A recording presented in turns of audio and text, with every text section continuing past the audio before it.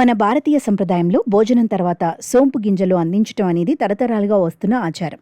హోటళ్లకు వెళ్ళినా, ఇంట్లో విందు భోజనం చేసిన చివరగా సోంపుతోనే ముగిస్తాం. అయితే ఇది కేవలం నోటి తాజాదనం కోసం మాత్రమే అనుకుంటే మనం పొరపడినట్లే.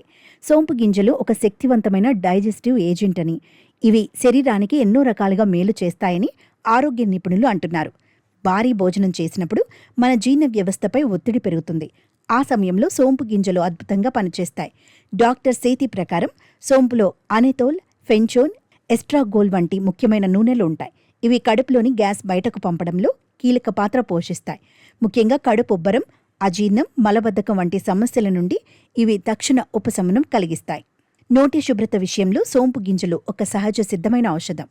వీటిని నమలటం వల్ల నోటిలో లాలాజలం ఉత్పత్తి పెరుగుతుంది. ఇది నోటిలోని హానికర బ్యాక్టీరియాను తొలగించడమే కాకుండా చిగుళ్ల ఆరోగ్యానికి కూడా మేలు చేస్తుంది. సోంపులోని సుగంధ తైలాలు మీ శ్వాసను రోజంతా తాజాగా ఉంచుతాయి. ప్రేగులకు ఉపశమనం. చాలామందికి తిన్న వెంటనే కడుపులో అసౌకర్యంగా లేదా తిమ్మిర్లు వచ్చినట్లు అనిపిస్తుంది. సోంపు గింజలకు యాంటీస్పాస్మోడిక్ గుణాలు ఉన్నాయి. అంటే ఇవి ప్రేగులోని కండరాలను సడలించి ఆహారం సులభంగా ముందుకు కదిలేలా చేస్తాయి. దీనివల్ల జీర్ణరసాల స్రావం పెరిగి మనం తిన్న ఆహారం త్వరగా విచ్ఛిన్నమవుతుంది. సోంపు గింజలలో ఫైబర్ అధికంగా ఉంటుంది. ఇది జీవక్రియను వేగవంతం చేయటంలో తోడ్పడుతుంది. భోజనం తర్వాత సోంపు తీసుకోవటం వల్ల అనవసరమైన ఆకలి కలగదు.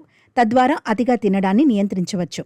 ఇది పరోక్షంగా బరువు తగ్గాలనుకునే వారికి కూడా మేలు చేస్తుంది.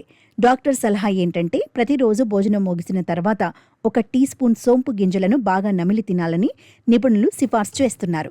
సోంపును నేరుగా నమలటం శ్రేయస్కరం. కావాలంటే కొంచెం పటిక బెల్లం కలుపుకోవచ్చు. కానీ చక్కెర కోటింగ్ ఉన్న సోంపు కంటే సహజమైన గింజలే ఆరోగ్యానికి మంచివి. ఒకవేళ గింజలు నమలటం ఇష్టం లేనివారు సోంపును నీటిలో మరిగించి సోంపు టీ లాగా కూడా తీసుకోవచ్చు.